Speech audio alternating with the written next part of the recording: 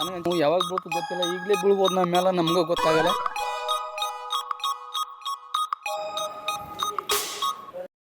Hi hello ಸ್ನೇಹಿತರೆ, ಎಲ್ಲರಿಗೂ ನಮಸ್ಕಾರ. ಈ ಒಂದು ವ್ಲಾಗ್ಗೆ ತಮ್ಮೆಲ್ಲರಿಗೂ ಆತ್ಮೀಯವಾದ ಸ್ವಾಗತ. ಇವತ್ತು ನಾವು ಇಲ್ಲಿಗೆ ಹೊಂಟಿವಪ್ಪ ಅಂತಂದ್ರೆ ನಮ್ಮೂರ ಬೇಲೂರಿಂದ ಜವರಿ ತಾಲೂಕು ಬೇಲೂರ, ಅಲ್ಲಿದಿಂತೇನಪ್ಪ ಅಂತಂದ್ರೆ ಗತ್ರಿಗೆ ಅಫಜಲ್ಪುರ ತಾಲೂಕಿನ ಗತ್ರಿಗೆ ಭಾಗ್ಯವಂತಿ ದೇವಿಯ ದರ್ಶನಕ್ಕಾಗಿ ನಾವು ಪಾದಯಾತ್ರೆ ಮಾಡ್ತೀವಿ. ಮಾರ್ಗದ ಮಧ್ಯೆ ನೋಡ್ತಿರ್ಬೋದು ಸ್ನೇಹಿತರೆ, ನೋಡಿ ಇಲ್ಲಿ ಒಂದು ರೋಡ್ ಯಾವ ರೀತಿಯಾಗಿದೆ. ಇನ್ನು ಹೊಲದಾಗ ರೋಡ್ ಇದೆ, ರೋಡ್ನಾಗ ಹೊಲದ ಗೊತ್ತಾಗ್ತಾಯಿಲ್ಲ. ನೋಡಿ ಯಾವ ರೀತಿಯಾಗಿದೆ, ಬಿದ್ದರೆ ಗಾಡಿ ಮಾತ್ರ ವಾಪಸ್ ಬರಲ್ಲ, ಮನುಷ್ಯನೂ ಆ ಕಡೆ ಗಾಡಿನೂ ಆ ಕಡೆ ಆಗ್ತದೆ.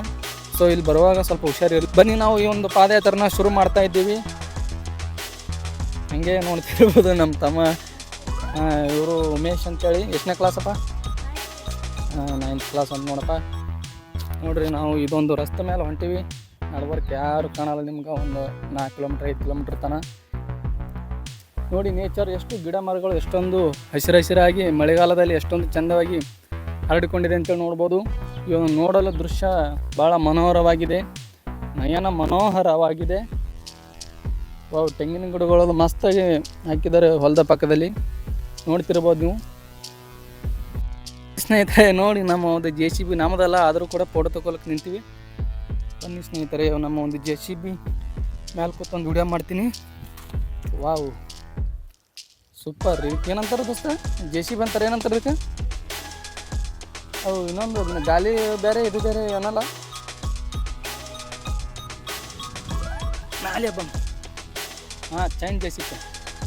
ಸಿಂಹಾಸನ ಭಾರಿ ದೋಸ್ತ, ತಂದಿರ್ಲಿಕ್ಕೆ ಅದೆಲ್ಲ. ಯಾವಾಗ ಡ್ರೈವ್ ಮಾಡಮ್ ದೋಸ್ತ, ಒಂದಿನ ಟೈಮ್ ಸಿಕ್ಕಲ್ಲ, ಭಾರಿ ಅದ ನೋಡಿ. ಮತ್ತು ಸ್ನೇಹಿತರೆ, ಇದೇನು ನೋಡ್ತಿದ್ದಾರೆ ನಮ್ಮ ಕೈಲಿ ಇಟ್ಕೊಂಡಿರೋದು, ಇದಕ್ಕೆ ನಮ್ಮ ಕಡೆ ಕೈಸೆ ಇದಂತಾರೆ, ನಿಮ್ಮ ಕಡೆಗೆ ಏನಂತಾರೆ ಗೊತ್ತಿಲ್ಲ. ಇದು ಕೈ ಹಾಕ್ಬೇಕು, ಕೈಸೆ ಅಂತಾರೆ ಗೊತ್ತಿಲ್ಲ. ಬಟ್ ನಮ್ಮ ಕಡೆ ಹೊಲದಾಗ ಜಾಸ್ತಿ ಇದು ಬೆಳೀತದೆ. ಯಾರು ನೋಡಿದ್ರೆ ಇದ್ರ ಅಪರೂಪದ, ನಮ್ಮ ಕಡೆಗೆ ಮಾತ್ರ ಜಾಸ್ತಿ ದಿನ ನೋಡ್ತಿರ್ತೀವಿ. ನಿಮ್ಮ ಕಡೆಗೆ ಅಪರೂಪದ. ನಿಮ್ಮ ಕಡೆ ದಾಸವಾಳ ಹೂವು, ಗುಲಾಬಿ ಹೂವು ಅಂಥವು ನೋಡ್ತೀವಿ, ನಮ್ಮ ಕಡೆಗೆ ಜಾಸ್ತಿ ಇಂಥವು ನೋಡ್ತೀವಿ ಸ್ನೇಹಿತರೆ. ಕಮೆಂಟ್ ಮಾಡಿದ್ದಕ್ಕೆ ಏನಂತಾರೆ ನಿಮ್ಮ ಕಡೆಗೆ, ಏನಂತಾರೆ ನಿಮ್ಮ ಕಡೆಗೆ ಇದ್ದರೆ ನಮ್ಮಲ್ಲೂ ಈ ಥರ ಇದೆ ಅಂತೇಳಿ ಕಮೆಂಟ್ ಮಾಡಿ ಸ್ನೇಹಿತರೆ. ನಮ್ಮ ಒಂದು ದೊಡ್ಡ ಕೆನಾಲ್ ಅಂತಾರೆ ಇದಕ್ಕೆ, ಕಾಲುವೆ, ದೊಡ್ಡ ಕಾಲುವೆ ಇದು. ನೀರು ನೋಡಿ, ನಮ್ಮ ಹೊಲಗಳಿಗೆ ನೀರು ಬರೋದು ಇದೆ ಕೆನಾಲಿಂದ ಸ್ನೇಹಿತರೆ. ಸಣ್ಣ ಕಾಲುವೆಗಳಿಗೆ ಮುಖಾಂತರ ಟರ್ನ್ ಆಗ್ತಿದ್ದು. ಹಿಂಗೆ ಮಾಡ್ತಾನಲ್ಲ ವಿಡಿಯೋ, ಹಿಂಗೆ ನಿಂತಿರ್ತಾನಲ್ಲ, ಹಿಂಗೆ ತೋರಿಸ್ಕೊಡ್ತಾರೆ ನೋಡಿ ಸ್ನೇಹಿತರೆ. ಬೀಳುತ್ತಿರೋ ಒಂದು ವಿದ್ಯುತ್ ಕಾಮಗಳ ಮಧ್ಯೆ ಇದ್ವಿ ನಾವು. ಯಾವಾಗ ಬೀಳ್ತು ಗೊತ್ತಿಲ್ಲ, ಈಗಲೇ ಬೀಳ್ಬೋದು ನಮ್ಮ ಮೇಲೆ, ನಮಗೂ ಗೊತ್ತಾಗಲ್ಲ.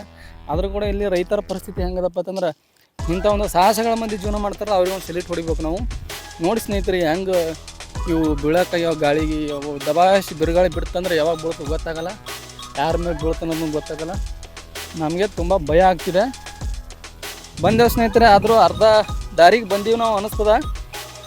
ನೋಡೋಣ ಸ್ನೇಹಿತರೆ, ಇನ್ನೂ ಮ್ಯಾಪ್ ಹಾಕಿ ನೋಡ್ತೀವಿ, ಇನ್ನೂ ನೋಡಿಲ್ಲ. ಹೋಗೋದ್ರಲ್ಲಿ ಗೊತ್ತಾಗ್ತಿಲ್ಲ ನಮ್ಗೆ ಎಷ್ಟು ದೂರ ಹೊಂಟಿವಿ ಅಂತೇಳಿ. ಸುಮಾರು ಒಂದು 15 ಕಿಲೋಮೀಟ್ರ್ ಆಗ್ಬೋದು ಸ್ನೇಹಿತರೆ. ನಮ್ಮೂರಿಂದ 15 ಕಿಲೋಮೀಟ್ರ್ ಆಗ್ಬೋದು. ಇವಾಗ ಅಲ್ಲಿ ಕಾಣ್ತಾ ಇದೆ, ಯಾವುದೋ ಒಂದು ಊರು ಕಾಣ್ತಾ. ಯಾವ್ದು ದೋಸ್ತ ಅದು ಊರ? ತಗಲೂರು ಕಾಣಕತ್ತಲ್ಲೋ, ಸಮೀಪ ಬಂದೆವು ಸ್ನೇಹಿತರೆ. ಅಂದರೆ ಇನ್ನೂ ಒಂದು 8 ಕಿಲೋಮೀಟ್ರ್ ಇರ್ಬೋದು ಮೇ ಬಿ ಸ್ನೇಹಿತರೆ.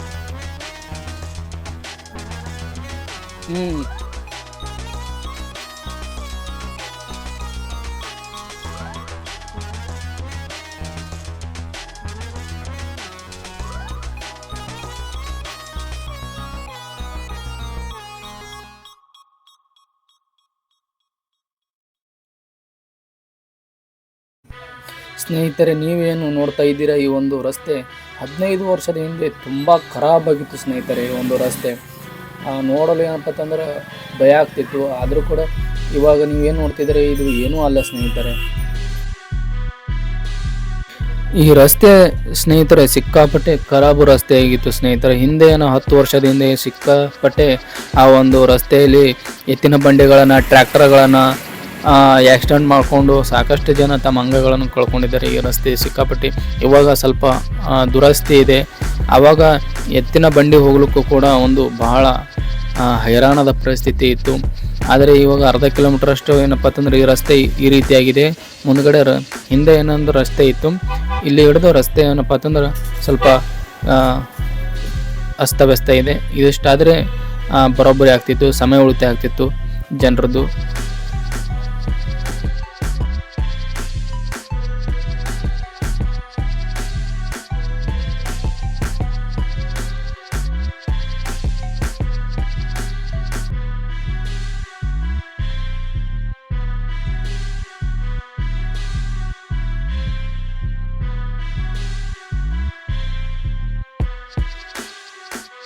ನೀವು ನೋಡ್ತಿರ್ಬೋದು, ಅಲ್ಲೊಬ್ಬ ನಮ್ಮ ದೋಸ್ತ್ ನಿಂತಾನ.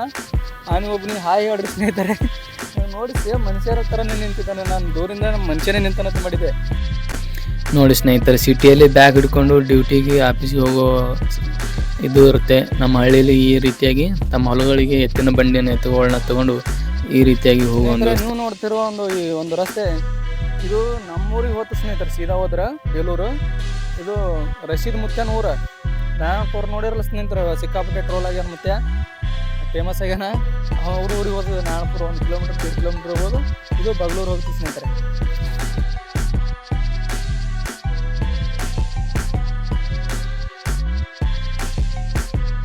ಇದೇನು ನೀವು ನೋಡ್ತಾ ಇದ್ದೀರಿ ಸ್ನೇಹಿತರೆ, ಇದು ಬಗ್ಲೂರಿಂದ 3-3.5 ಕಿಲೋಮೀಟರ್ ಆಗುತ್ತೆ ಗತ್ತರಿಗೆ. ಇಡ್ಲಿ ಬಟ್ಟಿ ಅಂತ ನೋಡಿ ಸ್ನೇಹಿತರೆ, ಇದನ್ನು ನಮ್ಮ ಕಡೆ ಇಟಂಗಿ ಬಟ್ಟಿ. ಇದು ಗತ್ತರಿಗೆ ರೋಡ್ ಸ್ನೇಹಿತರೆ, ಸೀದಾ ಹೋದರೆ ಗತ್ತರಿಗೆ ಬರುತ್ತೆ. ಈ ರೀತಿಯಂಥ ಚಿಕ್ಕ ಚಿಕ್ಕ ದೇವಸ್ಥಾನಗಳು ಸಿಕ್ಕಾಪಟ್ಟೆ ಇದಾವೆ ಸ್ನೇಹಿತರೆ ಈ ಒಂದು ರಸ್ತೆ ಮಧ್ಯೆ. ಗತ್ತರಿಗೆ ಹೋಗುವಾಗ ಈ ಒಂದು ಗುಡಿಗಳು, ದರ್ಗಾಗಳು ಸಾಕಷ್ಟು ಕಾಣಿಸಿರ್ತಾವ. ಇಲ್ಲಿ ಮುಂದ್ಗಡೆ ಏನಪ್ಪ ಅಂತಂದ್ರೆ ಬ್ರಿಡ್ಜ್ ಬರುತ್ತೆ ಸ್ನೇಹಿತರೆ, ಗತ್ತರಿಗೆ ಬ್ರಿಡ್ಜ್.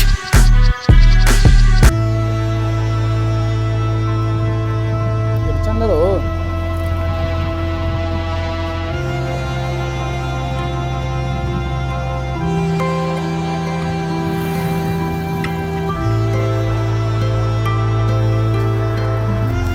ನೋಡಿ ಫ್ರೆಂಡ್ಸ್, ಗತ್ತರಿಗೆ ಒಂದು ಭೀಮಾ ನದಿ ಯಾವ ರೀತಿಯಾಗಿ ಮೇಲೆ ಬ್ರಿಡ್ಜ್ ಕಟ್ತಾ ಇದ್ರು ಏನೋ ನೋಡಿ, ಎಷ್ಟು ಚೆನ್ನಾಗಿದೆ. ವಾವ್, ನೋಡಿದ್ರೆ ಭಯ ಆಗುತ್ತೆ ಸ್ನೇಹಿತರೆ. ಹೀಗೆ ತಮ್ಮೆಲ್ಲರಿಗೂ ಸ್ವಾಗತ ಸ್ನೇಹಿತರೆ. ಭೀಮಾ ನದಿ ಪಾರ್ವತಮ್ಮ, ಏನು ಭಯನೇ ಇಲ್ಲ ಲೋ ನಿನಗೆ, ನನಗೆ ಅನ್ಸ್ಕೊಂಡದ.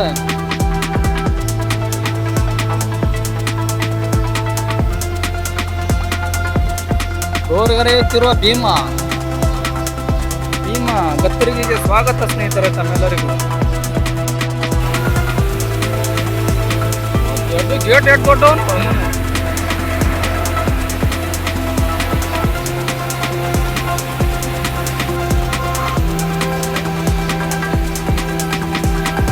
ಹರಿಯಾಕ ನೀರು ಗೇಟ್ ಮುಚ್ಚದ.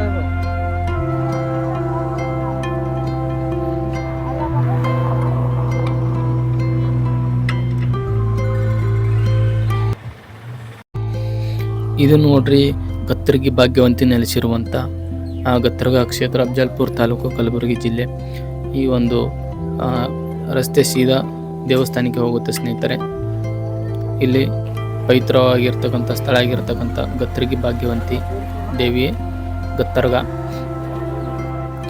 ವಿಜಯನಗರ ಸಾಮ್ರಾಜ್ಯಕ್ಕೆ ಹಿಡಿ ಶಾಪ ಹಾಕಿ ಏನಪ್ಪ ಅಂತಂದ್ರೆ ಈ ಒಂದು ಭೀಮಾ ನದಿ ಮುಖಾಂತರ ಬಂದು ಗತ್ತರಿಗೆಯಲ್ಲಿ ನೆಲೆಸಿದಳು ನಮ್ಮ ಭಾಗ್ಯವಂತಿ ದೇವಿ. ಈ ಭಾಗದ ಜನರಿಗೆ ಈ ಒಂದು ದೇವಸ್ಥಾನ ಅತ್ಯಂತ ಪವಿತ್ರವಾದ ಸ್ಥಳವಾಗಿದೆ ಸ್ನೇಹಿತರೆ. ಇಲ್ಲಿಯ ಜನರು ದತ್ತ ಮತ್ತು ಗತ್ತರಿಗೆ ಭಾಗ್ಯವಂತಿ ದೇವರ ಆರಾಧ ಭಕ್ತರಾಗಿರ್ತಾರೆ. ಹಾಗೂ ಕಲಬುರಗಿಯ ಶರಣಬಸವೇಶ್ವರರು ಕೂಡ ಆರಾಧ ಭಕ್ತರಾಗಿದ್ದಾರೆ. ಇದು ನೋಡಿ ಸ್ನೇಹಿತರೆ, ಗತ್ತರಿಗೆ ಭಾಗ್ಯವಂತಿ ದೇವಸ್ಥಾನ ನೋಡಿ, ಸಿಡಿ ಆಡುವ ಒಂದು ದೃಶ್ಯ. ಭಾಗ್ಯವಂತಿ ದೇವಿ ಇವಾಗ ಸಿಡಿ ಆಡುವುದು ಕಮ್ಮಿ ಆಗಿದೆ ಸ್ನೇಹಿತರೆ.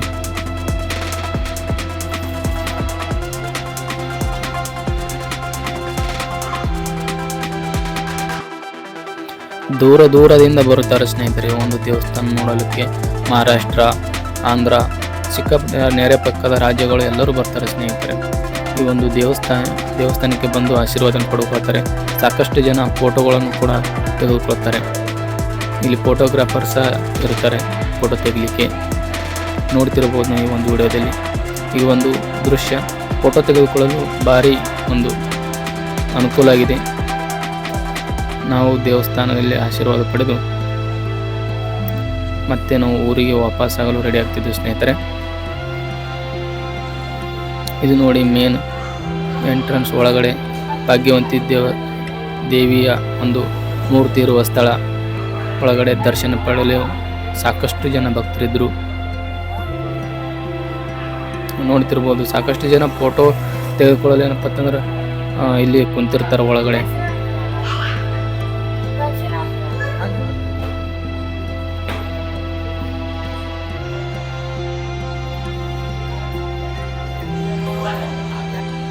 ಭಾಗ್ಯವಂತಿ ಆ ದೇವಸ್ಥಾನದ ಒಂದು ಹೊರಾಂಗಣ ಅಂದ್ರೆ ಮೈದಾನದಲ್ಲಿ ಸಾಕಷ್ಟು ವಿಗ್ರಹಗಳನ್ನು ನೋಡಬಹುದು ಸ್ನೇಹಿತರೆ. ಈ ರೀತಿಯಾದ ಚಿತ್ರಗಳನ್ನು ನೋಡಬಹುದು ನೀವು. ನಗಾರಿ ಬಾರಿಸುತ್ತಿರುವ ಒಬ್ಬ ವ್ಯಕ್ತಿ. ಇಲ್ಲಿ ನೋಡ್ತಿರ್ಬೋದು ಗತ್ತರಿಗೆ ಭಾಗ್ಯವಂತಿಯ ಮೂರ್ತಿ ದೇವಿ ಅನಾವರಣ ಮಾಡಿದ್ದಾರೆ. ಇಲ್ಲಿ ಫೋಟೋಗಳನ್ನು ಕೂಡ ತೆಗೆದುಕೊಳ್ಬೋದು. ಮೈದಾನವನ್ನು ಸಿಕ್ಕಾಪಟ್ಟೆ ಇಂಪ್ರೂವ್ಮೆಂಟ್ ಮಾಡಿದ್ದಾರೆ ಸ್ನೇಹಿತರೆ. ಆದರೂ ಕೆಲವು ಕಿಡಿಗೇಡಿಗಳು ಏನಪ್ಪ ಅಂತಂದ್ರೆ ಅದಕ್ಕೆ ಮುಟ್ಟಿ ಏನಪ್ಪ ಅಂತಂದ್ರೆ ಹಾಳು ಮಾಡ್ತಾರೆ ಅಂತೇಳಿ ಕೆಲವು ಕಡೆ ಏನಪ್ಪ ಅಂತಂದ್ರೆ ನಿರ್ಬಂಧವನ್ನು ವಿಧಿಸಿದ್ದಾರೆ, ಗೇಟ್ಗಳನ್ನು ಹಾಕಿದ್ದಾರೆ. ಇಲ್ಲಿ ನೋಡ್ತಿರ್ಬೋದು ನೀವು. ಒಳಗಡೆ ಹೋಗಿ ಜೊತೆ ಫೋಟೋ ತೆಗೆದುಕೊಳ್ಬೋದಾಗಿತ್ತು, ಆದರೆ ಇವಾಗ ಬಂದ್ ಮಾಡಿದ್ದಾರೆ ಸ್ನೇಹಿತರೆ ಆ ವ್ಯವಸ್ಥೆನ. ಗೇಟ್ ಕ್ಲೋಸ್ ಆಗಿದೆ. ಇಲ್ಲಿಂದನೇ ದೂರಿಂದ ನೋಡ್ಬೋದು ಆಕಳಗಳನ್ನು ಹಾಲು ಕುಡಿತಿರುವ ದೃಶ್ಯ. ಮೈದಾನ ಭಾರಿ ಇಂಪ್ರೂವ್ಮೆಂಟ್ ಮಾಡಿದ್ದಾರೆ ಸ್ನೇಹಿತರೆ. ಇದನ್ನು ನೋಡ್ತಿದ್ದಾರೆ ಸ್ನೇಹಿತರೆ ವಸತಿ ಗೃಹಗಳಿಗೂ ಭಕ್ತಾದಿಗಳಿಗೆ.